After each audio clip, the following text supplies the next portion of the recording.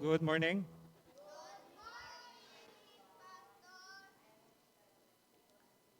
Malapit na yung Pasko, di ba?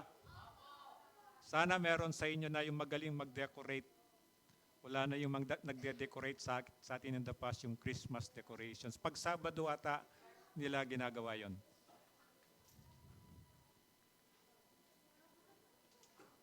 Salamat sa Panginoon. Patuloy tayo sa series natin sa Luke. At nakaraang linggo, natandaan nyo yung napag-aralan natin, yung tamang pag-iipon ng kayamanan. Ang tinuro ng Diyos sa atin ay ngayon tayo yung pananalig sa Diyos ngayon. So tatandaan nyo yung last week na pag-ipon ka ng pera, tamang pag-iipon ng pera, merong maling pamamaraan. Kasi kapag namatay tayo, wala tayong madadala doon. Matandaan nyo yun. Mamaya dadaanan natin yon. So ngayong umaga, titingnan natin ito yung pananalig sa Diyos. Makikita natin sa Luke chapter 12, verse 22 hanggang 25. Pwede pa tayong tumayo bilang respeto sa pagbasa ng salita ng Diyos at sabay-sabay nating basahin. Verse 22, sinabi pa ni Jesus sa kanyang mga alagad, kaya't sinasabi ko sa inyo, huwag kayong mabalisa tungkol sa inyong buhay, sa inyong kakainin o tungkol sa damit na kailangan ng inyong katawan. Sapagkat ang buhay ay higit pa kaysa pagkain at ang katawan kaysa damit. 24, tingnan ninyo ang mga uwak, hindi sila nagtatanim ni umaaniman. Wala rin silang imbakan o kamalig, ngunit pinapakain sila ng Diyos. Higit kayong mahalaga kaysa mga ibon. And 25, sino sa inyo ang makapagpadagdag sa kanyang buhay ng kahit isang oras dahil sa pagkabalisa. Amen. Ama, salamat po. Tulungan mo po kami, ang kapangyarihan po ng Banal na Espiritu mo po ang magturo po sa amin tungkol po sa katotohanan ng iyong mga salita na kailangan po namin sa araw-araw na buhay po namin. Mawa ka po sa amin, ikaw lamang po talaga ang tunay na makakatulong po sa amin. Ito po yung dalangin ko sa pangalan ni Kristo. Amen. Pwede pong umupo. So ito yung tamang pag-ipon ng kayamanan last week, di ba? Yung mahalin ng Diyos at ang kanyang gawain. And then pangalawa, yung mahalin ng kapwa at siguraduhin meron kang kaligtasan. Kasi what's the use? Sabi nga, pagkatapos mo mabuhay di sa lupa, ay hindi ka makapunta ng langit. Lahat ng ginawa mo, lahat ng pagsisikap natin ay mababali, wala lahat. So wag mabalisa, ito yung pag-aaralan natin ngayong umaga. Marami tayong kabalisahan, lalo na itong Pasko, di ba? Pero isang bagay na napansin ko na pwede natin pasalamatan dahil sa COVID, kung alalahan nyo bago mag-COVID, masyado na tayong pabulusok. Lahat masyado ng busy, maraming pera, maraming trabaho, sagana sa lahat, natandaan nyo that time. So, pero wala ka na rin time sa pamilya, wala ka na rin time siguro kahit sa simbahan in a sense. Pero dahil sa COVID, medyo medyo bumagal tayo. At ngayon marami tayong natuklasan na marami palang mahalagang bagay sa buhay na nakalimutan natin before dahil doon sa panahon ng kasaganaan. Kaya ngayon I think it's a good way na maalala natin, sabi ng Diyos, babalik lang kayo sa dati. Dati, katakot-takot yung regalo, di ba? Exchange gift, party, katakot-takot, hindi mo lang kung paano mo isingit yung time mo. And then yung mall, magbabayad ka na lang, grabe yung pila, hindi mo lang kung lahat very busy. At kung titingnan natin noon, ganun ang pagkabalisa noon natin nung araw. Masyado tayong balisa, pero ngayon, ang tinuturo ng Diyos sa atin, na huwag tayong mabalisa, huwag tayong mag-worry, huwag tayong mag-alala. Dito sa panahon na pinag-uusapan natin, papunta na remember galing siya ng Galilee si Jesus. Dito siya nagtuturo sa Sea of Galilee, dito siya nagtuturo. And then, mga ilang buwan na lang, ipapako na siya sa krus. So ito nga, para bago siya pako sa krus, tinapos na yung ministry niya rito, papunta na siya ng Jerusalem. So imagine mo, ilang buwan na lang ipapako na si Jesus, kaya papunta na siya doon sa Jerusalem. At ang nakikita natin ngayon, marami ang mundo, alam niyo ito mo, di ba? Anxiety disorder, general anxiety disorder. Sorry po, inuubo ako. At saka yung marami ng disorder. At ang turo ng mundo sa atin, kailangan nating ma-maintain. Halimbawa, parang sa sakit, meron kang high blood, meron kang diabetes, meron kang anumang sakit dyan. Ang tinuturo ng mundo ay ma-maintain mo lang to para mabuhay ka lang. At ang tinuturo ng mundo, irreversible yan. Tinuturo ng mundo, walang kagalingan yan. You have to live with it abang buhay mo na yan. Pero dito sa panahon ni Jesus, hanggang ngayon, ang gusto ni Jesus, yung isang solusyon. Ang turo ng mundo, pagtiisin mo yan, abang buhay mo na yan, maintenance mo na yan. Ang tinuturo ni Jesus dito, mula noon hanggang ngayon, hindi. Ayoko, gusto ko tapusin ko yan. Hindi mo kailangan mag-maintain, hindi mo kailangan patuloy na magkasakit.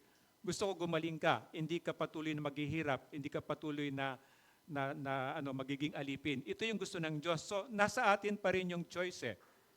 Itong mundo na mas pinapaniwalaan natin siya actually in a sense. Kaya karamihan sa amin may mga maintenance kami, di ba? Kasi naniniwala tayo. Walang masama doon. Pero itong ino-offer ni Jesus, kung gusto mo, sabi ni Jesus, kaya kitang pagalingin kahit ngayon. Kung gusto mo, sabi ni Jesus, kaya kitang alisin sa kahirapan. Kung gusto mo, sabi ni Jesus, merong paraan. So until now, ever since merong option na ganon. Pero ang problema, ang tao, tayo. Anong pipiliin ko? At pag di tayo nag-ingat, ito nga, dalawa lang yan eh. Dito ka sa Diyos o dito ka sa mundo, ang prinsipyo ng mundo is demonyo. So dalawa lang yon, anak ka ng Diyos o anak ka ng demonyo. Walang gitna, walang gilid, pipili ka lang. At lahat tayo, mahal tayo ng Diyos at itong Pasko, kaya natin sineselebrate yan, isinilang yung natin, yung tagapagligtas natin. So ito lang gusto niya, lahat ng tao sana makinig sa Kanya at maniwala sa Kanya. So ano man yung sinasabi nilang, lahat ng nararamdaman natin, binigyan na nila ng pangalan. Pero gusto ni Jesus, kaya kong tapusin yan. Kung maniniwala ka sa akin, kaya kitang hugutin kahit nasa kumunoy ka. Kung maniniwala kayo sa akin, kahit na yung patay, sabi ni Diyos, kaya kong buhayin. Ito yung sinasabi ni Jesus, kung maniniwala sana ang tao. And then sabi ni Jesus, gusto kong itigil yan, ayaw kong magpatuloy kayo sa ganyan. Bakit? Mahal nga niya tayo. Imagine mo, binigay na yung buhay niya para sa atin. And then mag-ingat sa pagkukunwari o mag-ingat sa kasakiman o kaswapangan, yan ang pinag-aralan natin last time, di ba? Kasi yan maglalayutan sa atin sa Panginoon. And then yung natandaan niyo yung sa Biyernes, nung merong fog, sabi nila dahil sa putok ng bulkan, tapos nagtatalo sila, sabi naman ng environmentalist, sabi nila, yan, fog lang yan, hindi yan sa bulkan. And then, maraming natakot. Maraming na kaya ito, simula na kaya ito. Imagine mo kung hangin natin, puro ganun na lang. Anong gagawin mo? Hindi sapat yung mask. Then makikita ka na dapat yung mask mo, yung yung K95 o ano man yun. Pero hindi pa rin Hindi pa rin sapat para maligtas ka. Pero itong takot na to, and then makikita mo, itong kung bakit merong fog. Yung fog na parang hangin lang siya, di ba? Pero hindi mabablock niya yung building, di ba? Parang malabo. 60,000 million drops of water. Yung isang drop ng tubig na ganon, dinivide siya into 60,000 million drops. Kaya very fine siya, very fine. Pero tubig yun na dinivide into 60,000 million, ilang billion drops yun. So ito yung nagiging fog natin. And then pag nakita mo to, anong relevance ito? Hindi mo maintindihan, di ba? Hindi mo maintindihan, di ba? Kahit na scientist ka, medyo ma-amaze ka. Siguro, merong point na abutin ng understanding mo. Ang point nito, para maniwala ka merong Diyos.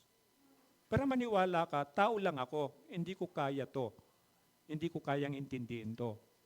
From the beginning, ito yung gusto ng Diyos na maintindihan natin na alam ko kung ano ako, alam ko kung sino ang Diyos. Alam ko I'm just a created being. Alam ko merong naglalang sa akin. Alam ko merong gumawa ng halaman, hindi ko kayang gumawa ng halaman na yan. Ito lang yung gustong ipaliwanag ni Jesus hanggang ngayon. Pero ang tao, sabi nga ni Nakita ko kanina meron dito ang kapatid ni, si Jobel, kapatid ni, si Jobel, di ba? Sabi ni Jobel, basic. Pag nag-aaral sila ng math dito, pag simple lang, basic lang yan, pastor. Sabi, ibig sabihin, simple lang yan. So ito yun, it's a very simple eh. Very simple lang ang gustong ipaintindi ng Diyos sa tao. Naaminin ko na tao lang ako, na hindi ko ako Diyos. Na ang Diyos yung naglalang sa akin, ang Diyos ay makapangyarihan, Diyos yung may-ari ng lahat, ito rin gusto niyang ipaliwanag sa akin at hindi siya mahirap intindihin.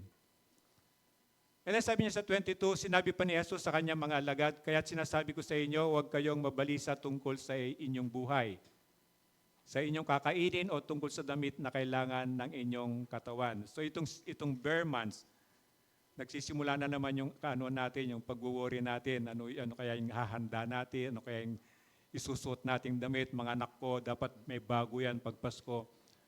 Pero sabi ng Panginoon, huwag kayong mabalisa tungkol sa inyong buhay. Bakit sinasabi ng Diyos, huwag kang mabalisa sa iyong buhay? Nagluloko kanina pa to? Nagluloko. So basic of life, alam na natin yung basic necessity, di ba? God provided yun, bigyan na ng Diyos yun. Ngayon kung may tiwala ka doon, ba't mo pinoproblema? Meron tayong standing kay God. Ito si God, ako to. Yung dapat gawin ni God, hindi ko dapat gawin. Hindi kasi ako Diyos, di ba? Pero yung dapat gawin ng Diyos, huwag ko naman gawin. Kasi role ng Diyos yon. So if you know your job description, kumbaga, alam mo yung role mo bilang tao, alam mo yung role mo bilang magulang, bilang anak, bilang asawa, gawin mo yon. And then the rest, yung marami na hindi natin kayang gawin, ito yung gagawin ng Diyos. Ito yung kagandahan ng having relationship with God. Kasi nung pinagharihan ka na ng Diyos, anak ka na niya, di ba? Anak ka na niya. Pag-aari ka na ng Diyos. So, sino may responsibility sa'yo? Ang Diyos. So, ba't ka nag-worry? God is the God who provides. Hindi tayo yung provider. It is God who provides. Kaya lang, kuminsan in-abuse tayo eh. Nung maintindihan ko yon, God provides naman, magtatamad ka ba? Hindi. Ayaw ng Diyos yung tamad. Kaya sabi niya, yung ayaw magtrabaho, huwag pakainin eh. So, balancing buhay na alam ko, anak ako ng Diyos, di niya ako pababayaan. Bakit ikaw nag-aalala? Kaya sinabi ng Diyos dito na importante, pagharian ng Diyos. Parang dito ang role natin, pagharian tayo ng Diyos, pagharian ng Diyos yung bahay mo, yung pamilya mo, yung mga mahal mo sa buhay. Paano ka ba paghaharian ng Diyos? Alam na natin to, di ba? Paghaharian ka ng Diyos, sabi ng Diyos, pumunta siya para sa mga dukha. Ano yung dukha? Hindi yung dukha sa pera. Yung dukha sa puso. Nasa puso niya, inaamin niya na wala siyang kakayahan makapunta ng langit. Inaamin niya na meron siya kasalanan, hindi niya kayang bayaran. Ito yung dukha sa paningin niyang sarili niya. Kaya sabi niya, kailangan ko ang Diyos, kailangan ko yung tagapagligtas. Ito yung inahanap ni Jesus o ito yung hindi pinupuntahan ni Jesus para maligtas. At pag pinagarihan ka na ng Diyos, anak ka na ng Diyos, hindi ka na dapat nag-worry. Normal na mag-worry ka, pero hindi yung nag-worry ka, hindi ka nakakatulog, na-depress ka na, naging anxious ka na, pumayat ka na, nagkasakit ka na, lahat na hindi yon. Sabi niya, isuko mo sa Diyos yung ibang dinadala mong mabigat. So wag mag-alala, ang gustong sabihin ni Jesus, wag matuloy magpaalala. Mag-worry ka, pero hindi tuloy-tuloy. Mag-worry ka, hindi tuloy-tuloy, and then wag kang matakot. Kasi yung hindi mo nga kaya, ibibigay o gagawin ng Diyos. Remember, pangako niya, kapag nanalayan ka sa Kanya, ibibigay niya sa iyo at ang kasunod nun, gagawin niya ano man yung hiniling mo. Gagawin niya. Ha? Panginoon, bantayan mo nga po yung anak ko. Panginoon, bantayan mo nga po yung bahay ko. Panginoon, pabuhangin mo nga po itong mga taninim ko. Gagawin niya, pangako niya. God promised na He will do it. And then pananalig sa Diyos, ito yung pag-aaralan natin para hindi tayo matatakot. Ano yung antidote para sa anxiety o yung takot? Sabi niya, una, parating alalahanin mo na mahalaga ka sa Diyos. Sabihin mo sa katabi mo, mahalaga ka sa Diyos. O, sabihin mo rin, ikaw din. Sabi sa 22, sinabi pa ni Jesus sa kanyang mga alagad, kaya sinasabi ko sa inyo, huwag kayong mabalisa tungkol sa inyong buhay, sa inyong kakainin o tungkol sa damit na kailangan ng inyong katawan. Matitis, di ba?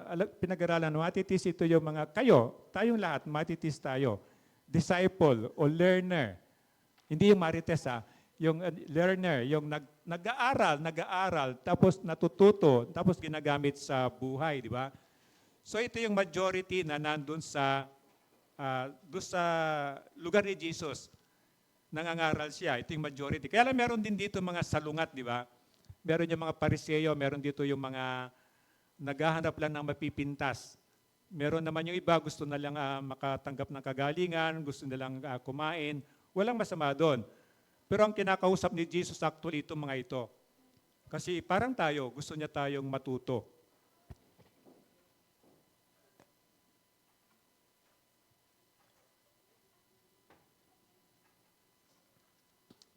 Sabi niya, sa unang verse na binasa natin last week, ganyan ang sasapitin ng sino mang nag-iipon ng kayamanan para sa sariling ngunit dukha naman sa paningin ng Diyos. So this is the number one.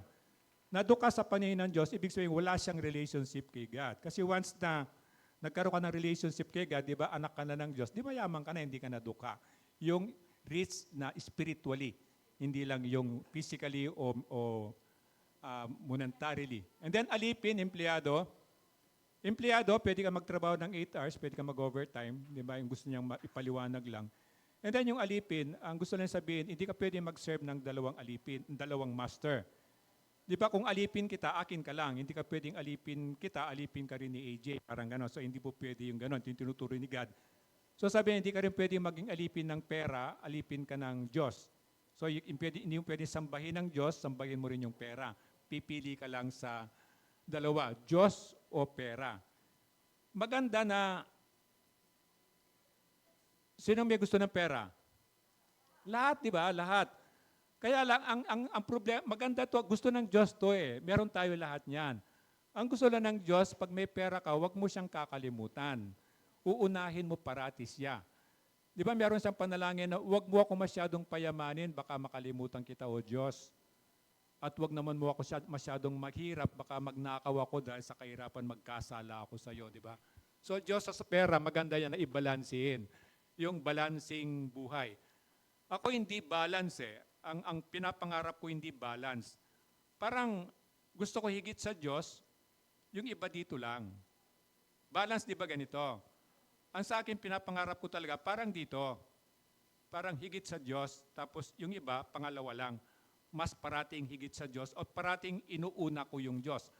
Parang pag Sunday, meron tayong 7 days a week, di ba? Yung Sunday, ibigay mo na sa Diyos kasi ang Sunday para sa Diyos araw ng Panginoon yung Sunday. At tingnan mo, gawin mong i-roll mo, magsimba ka ng Sunday, gagawin ng Diyos yung role niya doon sa ibang araw na darating na mas marami yon 6 days yon. And then aalagaan ako ng Diyos, ito yung dapat tatandaan mo. Naniniwala ka ba, alagaan ka ng Diyos? O sabi mo sa katabi mo, ikaw din alagaan ng Diyos. Hindi ata siya naniniwala, ulitin mo.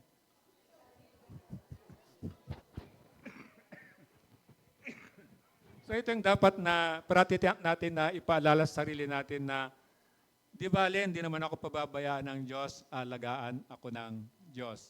So Philippians 4:11 sa second part, sabi niya, natutunan ko ng masiyahan maging anuman ang aking kalagayan. Sino nakaabot na sa ganito? This is spiritual maturity Kapag yung inabutan mo ng spiritual maturity na ito, parang everything is okay na kay ulam mo, manok, kay ulam mo, itlog ng pugo, asin. Parang it's the same. Kasi na-reach mo na yung contentment level. Contentment level, marireach mo yon doon sa spiritual maturity ng bawat isa sa atin. Kasi ibig sabihin, umabot na sa paniniwala mo na God is sovereign. Na kung bakit wala kang ulam, ibig sabihin, naniniwala ka, alam ng Diyos yon. Ibig sabihin, pinayagan ng Diyos, wala kang ulam. Ngayon, kung meron kang maraming ulam, siyempre, hindi ka na masyado mag-iisip, di ba? Pag masarap ang ulam mo. Pero again, alam mo, biyaya lang ng Diyos yon.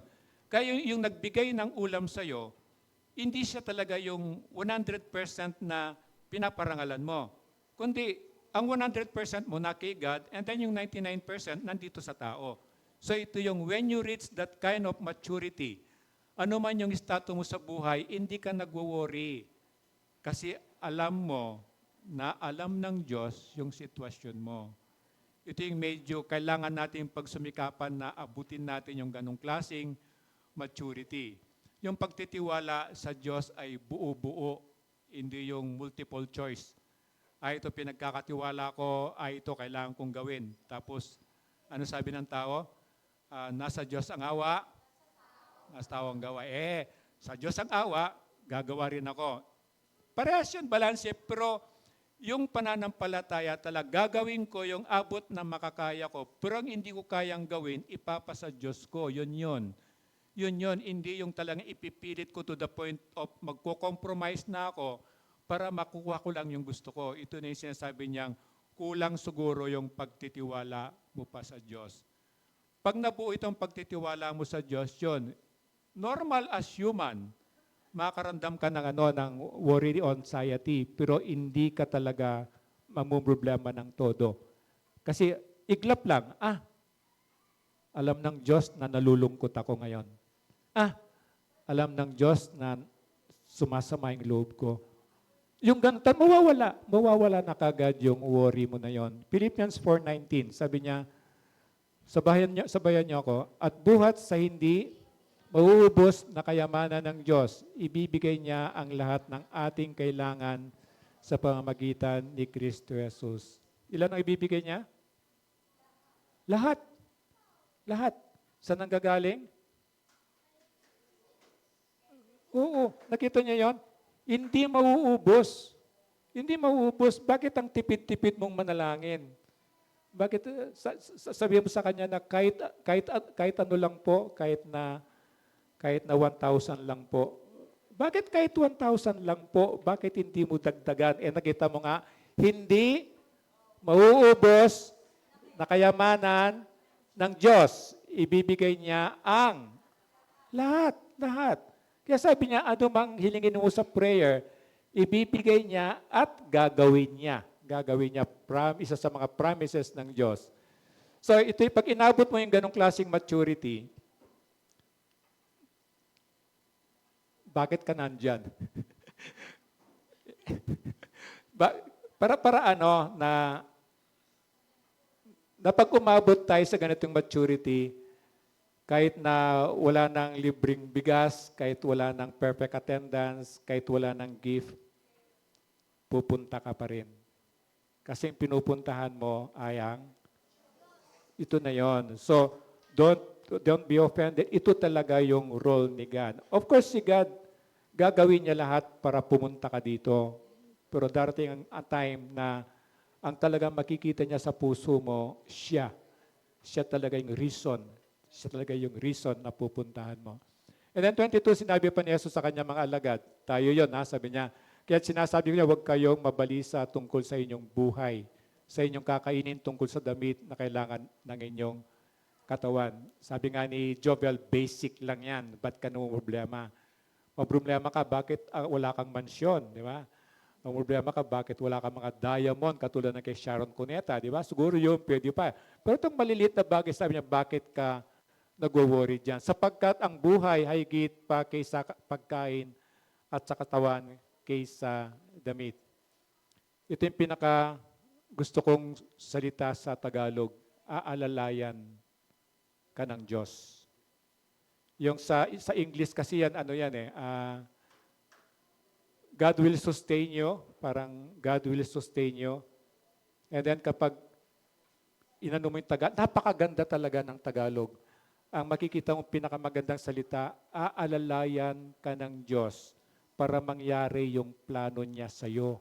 Imagine mo, aalalayan ka sa lahat. Aalalayan ka paano mo pakitunguhan yung asawa mo, yung anak mo, yung negosyo mo, yung buhay mo, finances mo, lahat. Imagine mo, ito yung tatandaan mo, di bale, aalalayan ako ng Diyos dito at makakayanan ko to. aalalayan ako ng Diyos dito at makakatawid ako dito. Ito yung pinakamagandang word na parati kong pinapaalala sa sarili ko. Kasi lahat tayo may layunin ng Diyos, di ba? Tama? Hindi ka naman kabuti na bigla ka na sumulpot sa mundo, di ba? Meron kang purpose. So, aalalayan ka ng Diyos. Sabihin mo kastabi mo, aalalayan ka ng Diyos. O, sabihin mo sa kanya, ikaw din. O, tanungin mo nga siya, ano kaya yung layunin ng Diyos sa'yo? Ano daw? Wala daw? Hindi na niya alam? O, merong sumagot sa inyo? Ayaw daw magsalita. So ito yon, meron tayong purpose dito sa lupa kung bakit tatandaan mo, aalalayan ka ng Diyos, mangyari yung magandang layunin niyang yon. Pananalig sa Diyos, yung una, aling una, tandaan yung una? Oh, mahalaga ako sa Diyos. Tatandaan mo yon para hindi ka nag-worry. Pangalawa, binibigyan ako ng Diyos. Ano yung binibigyan niya sa'yo? Lahat. Huwag mo kakalimutan yung lahat. Basta't hindi makakasama sa'yo, lahat pinangako ng Diyos sa'yo. 24 sabi niya, sabay-sabay natin basahin. Tingnan ninyo ang mga uwak.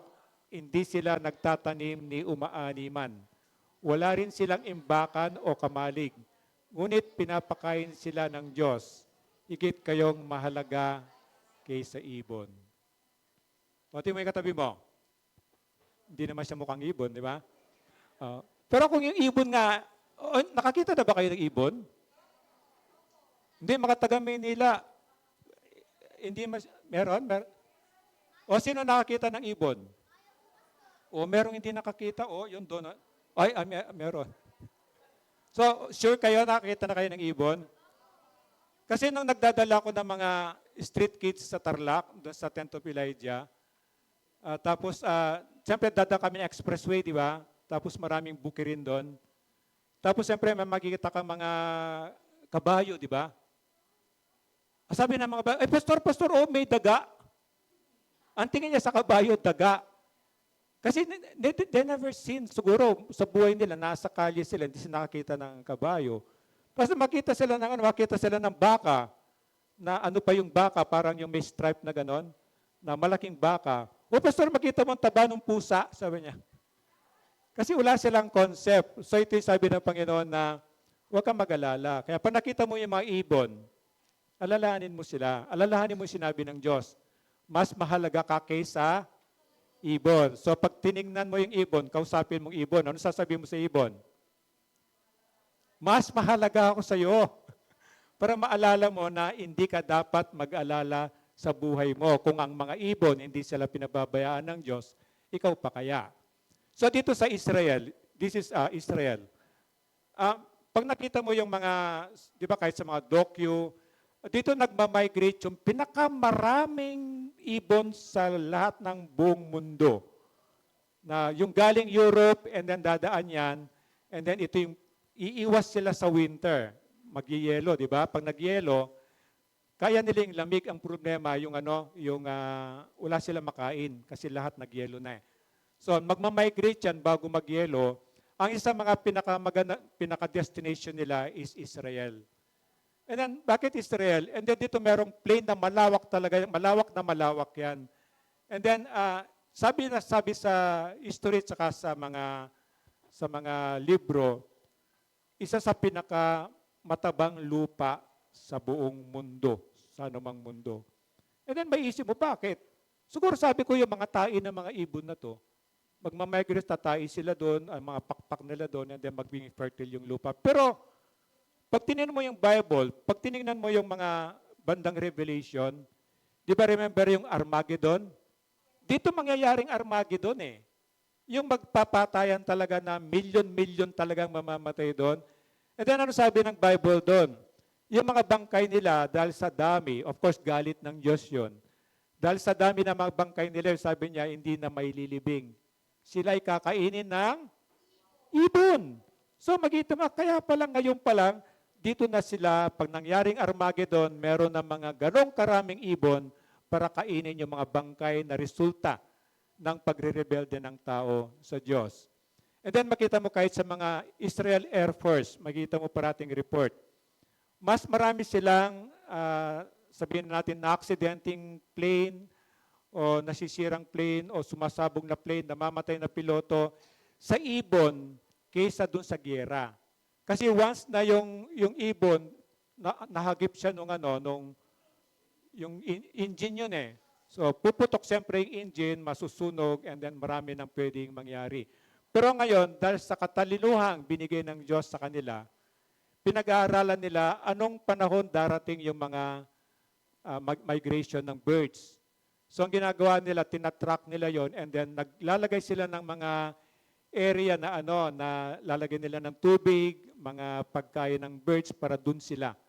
Hindi sila dito malapit sa airwaves nila. So napakabuti ng Panginoon. So Psalms 104, 25 hanggang 20 at 27. Sabayan niyo ako. Nariyan ang mga malawak na karagatan. Malalakit, malilit na isda ay di mabilang. Lahat sila'y umaasa. Sa iyo ay nag-aabang, umaasa sa pagkain na kanilang kailangan. So makita mo dito kahit yung mga ibon, umaasa sa Diyos. So ang gusto na ng Diyos, umasa ka sa Diyos. Ito yung kaysa umasa kung saan-saan, bakit mo hindi i-transfer yung trust mo sa Panginoon? Ito yung mararanasan mo yung worry-free. May nalaglag. Worry-free na buhay. Ang buhay na ito ay parang isang bakasyunan. Ano ibig sabihin isang bakasyunan? Parang dito, temporary, di ba? Halimbawa, nagbakasyon ka sa Boracay, di ba? Maganda yung Boracay, di ba? Pero dahil maganda mang Boracay, nakalimutan mo na yung bahay mo. Hindi, di ba?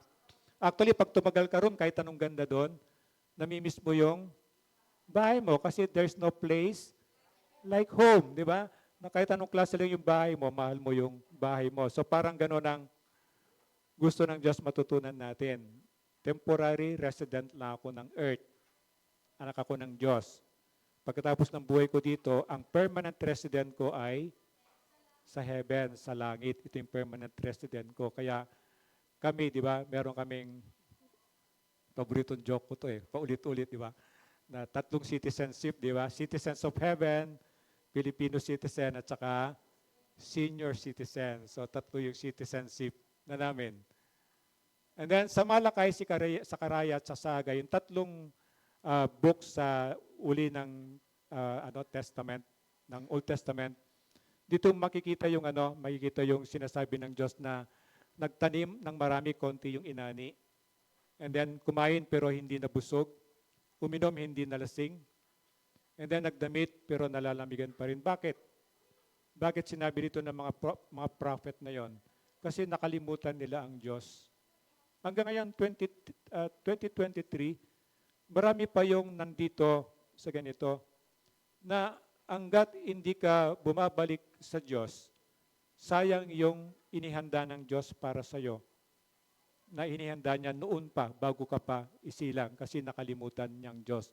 Kumikita nilalagay sa butas na pitaka. At tandaan niyo, hindi pa tayo Kristiyano, malakas tayong kumita, pero bakit after ng sweldo, kinabukasan o babali na naman, di ba? And then pag ginawas yung bali, kaya sa yung buhay mo bali, wala, bali-bali pa. Bali-bali na yung buhay mo. So bakit? Dahil nga kinalimutan nila ang Diyos. Na from the beginning, hindi pa nagkatawan tao si Jesus, sinabi na Sinabi na ng mga propeta noon pa. Sinabi na. Pero kahit na sinabi nga, nakakalimutan natin. So hanggang ngayon, yung sinabi ko rito ngayon, in 48 hours, kaya yung mga nagsusulat mas maganda, makakalimutan mo talaga. Kasi yun ang nature natin. Kaya kailangan paulit-ulit para in a sense mamemorize natin. So yung false religion, ito yung resulta. Sabihin mo sa akin, bakit pastor, bakit may namamatay na makita mo yung mga pictures sa Africa? Bakit may namamatay sa kahirapan? Because of this false religion. Na from the beginning, sinabi na ni God, through Moses pa, sinabi na niya, sa Ten Commandments pa, sinabi na ng Panginoon Nasabi niya, wala kang sasambaying Diyos maliban sa akin. And then yung pangalawang, guilty tayo mga Pilipino. Huwag kang gagawa ng anumang bagay na kahawig ng anumang nilalang sa langit, sa lupa, o sa tubig. And then sasambahin mo siya. And then on the other part, pinaliwanag pa ng Diyos, imaginein mo, kumuha ka ng kahoy, pumili ka ng magandang kahoy, hinubog mo siya doon sa Diyos na gusto mo. And then binihisan mo siya, nilagyan mo ng alahas. And then ano ginawa mo sa pinagtapyasan? Pinanggatong mo, tinapon mo, winalis mo. So parang, kung totoong ako yung Diyos na ginawa mo, anong klaseng Diyos ako na ginawa mo? Kaya sabi niya, itumba mo yung ginawa mong yon, kaya ba niyang tumayo mag-isa? Hindi niya kayang magtumayo, di ba? At sabi ng Diyos, ikaw, sa katigasan ng ulo mo, kung gagawin mo yan, sabi niya, magiging katulad ka nun. Meron kang tenga, hindi ka makakarinig. Meron kang mata, hindi ka nakakita. Ito yung spiritually blind. Kahit dalhin mo rito, kahit na makinig siya rito, hindi niya maintindihan. Bakit? Dahil sinumpa siya ng Diyos. Kasi from the beginning, sinuway mo ako. From the beginning, nireject mo ako Merong hangganan yon. Ang pinakahangganan nun, darating ang oras. Gusto mong makinig, pero hindi ka na makakarinig. Gusto mong makakita, pero hindi ka na makakita. Bakit? Sinagad mo yung galit ko sa iyo. Up to the point, sabi niya, ibigay na kita sa demonyo. Akala ko ba mahal mo ako, bakit mo binibigay sa demonyo? Kasi baka sakali. Kapag binigay kita sa demonyo, gagawin ng demonyo yung agenda niya Ang dumating ang demonyo para pumatay, magnakaw, at saka manira. At pag ginawa ng demonyo yun, nagagawin naman talaga niya. At wala ka nang mapuntahan, baka sakaling bumalik ka sa akin. Last recourse ng Panginoon. Kasi bakit? Again, gagawin niya yon kasi mahal niya ako, mahal ka niya. Baka sakali, bumalik ka sa Kanya, hindi ka mapunta sa impyerno. False religion, ito yung resulta nito. Of course, yung mga tao hindi nila alam. Kaya nung pinagpipray natin, itong mga leader ng false religion na to, sana sila mismo, hipuin sila ng Diyos, ipakita ng Diyos yung katotohanan sinasabi sa Bible. Para sila magturo sila dun sa tama. Ano sabi? Bakit galit si Jesus sa mga Pariseo? Sabi niya, lumalakbay ka ng mahalayong lugar para maghanap ka ng mako-convert mo. Pero ang gagawin mo pa na-convert mo isang tao, sabi niya, gagawin mo po siyang mas demonyo pa sa'yo. Kasi mali nga yung tinuturo. It is a false religion. And besides, religion will never save you. Hindi ka masasave ng religion. Ang masasave ka, having relationship with Jesus. Walang sinabi si Jesus, mag-involve ka ng religion and then you will be saved. Wala kang makikita the whole Bible. Ang sinabi ni Jesus, napakasimple. Sabi ni Jesus, ako yung daan, ako yung katotohanan, ako yung buhay. Wala makakapunta sa langit, kundi sa pamamagitan ko. Hindi siya complicated, hindi siya mahirap. Actually, madali siyang intindihin. Sa India, sabi niya namamatay ang mga tao sa gutom. Bakit? Because of false religion. Pinapakain nila yung daga. Bakit? Kasi sa religion nila, tinuturo. Baka, alimbawa, yung tatay ko, namatay yung tatay ko yung lolo ko, patay na, di ba? And then, dependent sa religion nila, depende kung anong klaseng tao sila. After na mamatay sila, magkakaroon sila meron din afterlife. Mabubuhay sa uli, merong reincarnation, pero magiging daga ka, magiging insekto ka, depende sa ugali mo daw. So, doon ang tradition nila, huwag mong patayin yan, baka lolo mo yan. So, pinifeed nila. And then itong baka, dino-Diyos nila yan. Kaya makita mo kahit sa kalsada, hihinto yung sasakyan doon. At mahirap pa doon, kapag humiga yung baka doon sa kalye, Hindi nila itataboy. Kailangan nila magdidetour na ganun talaga. Kasi sa kanila, it's a kind of God. So, again, tanungin mo ako, bakit pastor sa India namamatay sila sa gutom? Because of the false God. Because of the false religion. Ganon din tayo ngayon, di ba? Ganon din tayo ngayon. Abuti nga sa atin, may nakikita ko nag-aalaga ng daga. Pero yung nag-aalaga ng daga nasa wheel, sa hamster, di ba? Hindi nasa labas niya. Mamaya makita ka dyan, ikaw pa yung nagpapakain ng mga daga dyan, di ba? Pero hindi tayo nalalayo. Bakit ka mo? Merong cycle ginawa ang Diyos, di ba? Anong trabaho ng daga? Manira, di ba? Daga siya. Kaya sabi ng lola ko, huwag ko daw mumurahin yon kasi babalikan ko, kakatin daw niya mga Sabi ko, subukan mong sirain mga gamit, bubunutin ko yung ngipin mo pa isa-isa, gagano. Galit na galit yung lola ko. Hindi naman. Mas matatakot ba ako hindi pa ako Christian, siyempre bata, di ba? Pero ito nga, masawal pa tayo, bakit ka mo? Anong pag-roll na pusa?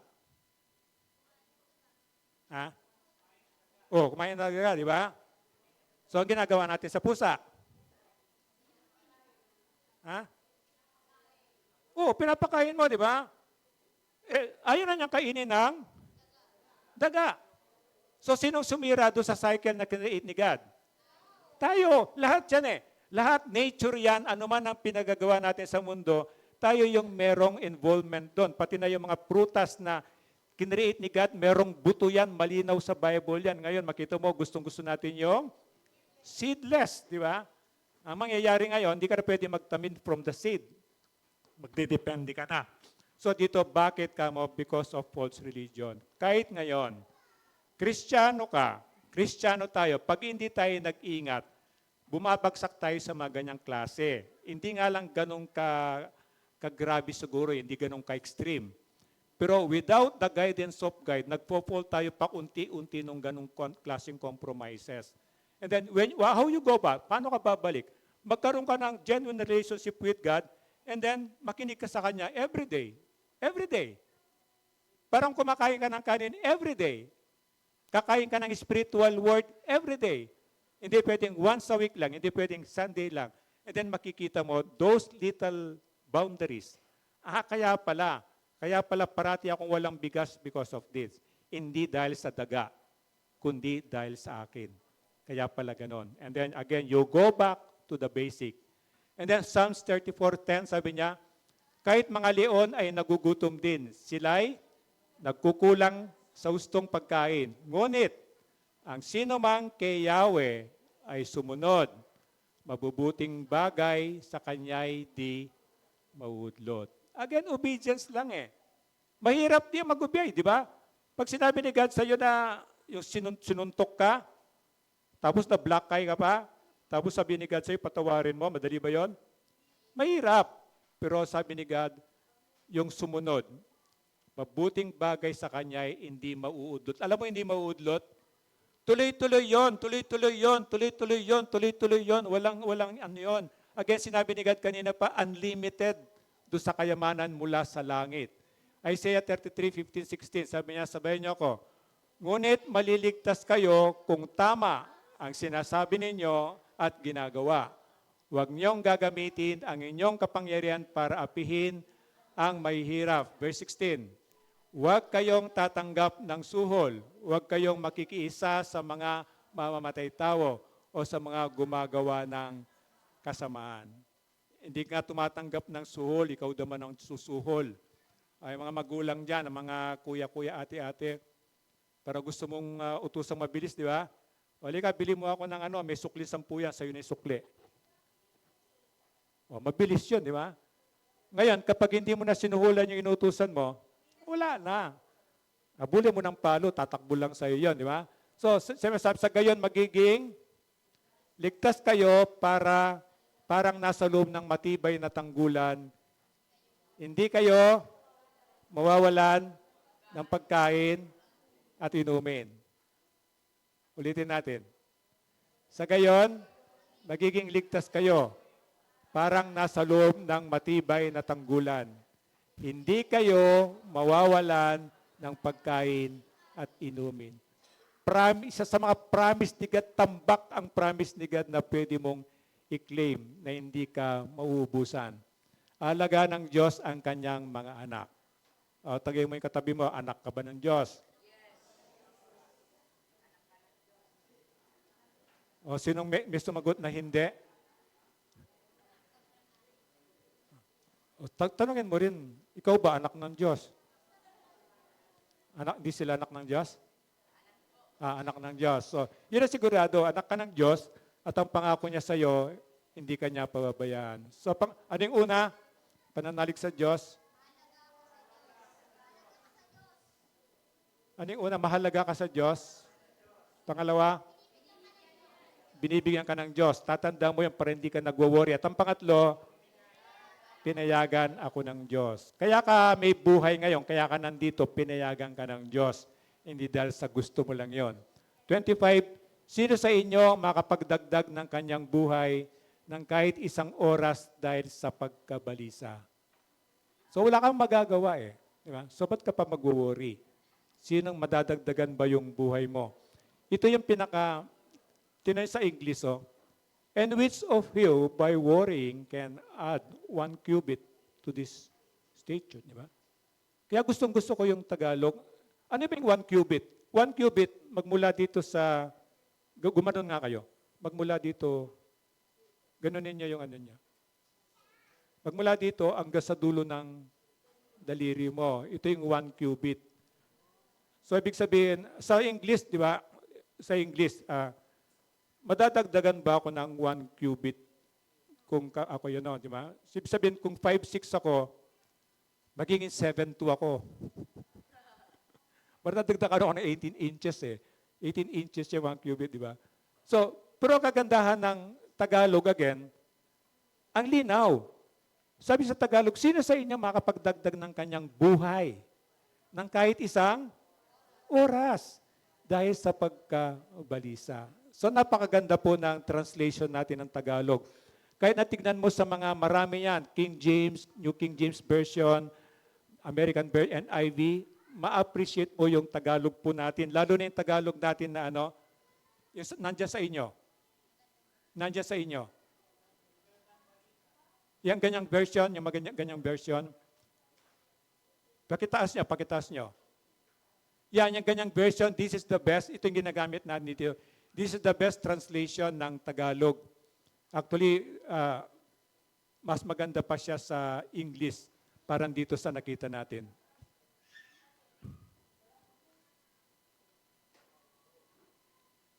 Ayaw kong matantili dito sa lupa higit sa kagustuhan ng Diyos. Naramdaman mo na ba to? Na, di ba, ito yung stand ko.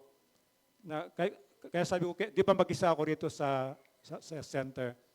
Sabi ko kay God, pag wala na akong, hindi mo na ako gagamitin, kunin mo na ako. Ibig sabihin, tinakda mong panahon sa akin sa earth, yun lang.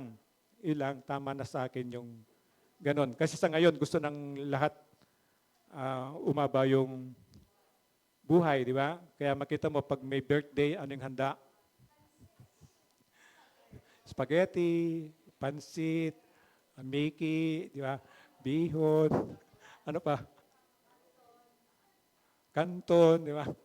Puro pampahaba daw ng so, ano yung gusto mong gawin ko?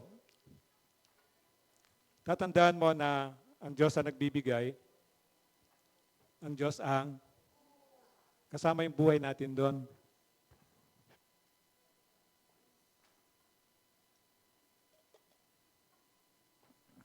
Isa sa mga ilang bagay lang na makita natin na ano yung mga dahilan ba't ako nag-worry? Ba't hindi ko ma-enjoy na lang yung maiksing buhay ko sa lupa? Napakaiksi ng buhay natin, tama? Life is too short. Yung 120, hindi nga tayo umabot ng 120, di ba? I'm only 67, pero kita nyo sakitin ako. Dapat almost halfway pa lang ako noon, di ba? So, para ma-enjoy natin yung buhay, paniwalaan natin yung sinasabi ni God. Ba't ka nag-aalala ba't ka masyadong na-stress? Ba't ka masyadong nagwo-worry? Nandito ako, Diyos mo, anak kita. Sinabi ko naman sa iyo, hindi kita pababayaan, hindi kita iiwan. Inantulad ko na sa iyo mga ibon. Kung sila hindi ko pinababayaan, mas mahalaga ka sa kanila. These are several things na, oo nga no, ba't ako nagwo-worry? Ba't hindi ko nalang i-enjoy? Yung anak ko ganito talaga. Yung asawa ko ganito talaga. Yung ilong ko talagang ganito na, pagkasilang ko, di ba? Yung kulay ko, ganito na talaga to. Talaga. Kahit anong tago ko sa araw, di ba? Sinusundan pa rin ako. So ito yung sabi niya, tandaan mo, nasa Diyos lahat ang control. So huwag kang mabalisa. Una, mahalaga ako sa Diyos. Binibigyan ako ng Diyos at pinayagan ako ng Diyos. Pinayagan ako ng Diyos, again, yung life natin binigay niya, pinayagan tayong nandito. Naniniwala ka ba na akala mo lang na gusto mong pumunta rito? Akala mo lang yon. The fact na nandito ka, gawa ng Diyos yun. Amen? Totoo yun. Maniwala po kayo. Walang nangyayari na hindi pinapahintulutan ng Diyos. Kaya pag pinahintulutan ng Diyos, ang gusto niya makita sa puso mo, God, salamat po. Salamat po ako, isa ko sa mga inimbitahan mo. Kasi kahit anong gusto mo, without God's permission, hindi po siya mangyayari. Kaya tatandaan mo, para wag kang mag-worry, tandaan mo parati na mahalaga. Sabihin mo sa katabi mo, mahalaga ka sa Diyos. Binibigay ng Diyos ang kailangan mo. Pinapayagan ka ng Diyos. Tayo po tumayo. Ama, salamat nga po dahil sa pagmamahal mo po sa amin, hindi ka po tumitigil. Patuloy mo po kaming inaalagaan, hindi lang po yung physical body po namin,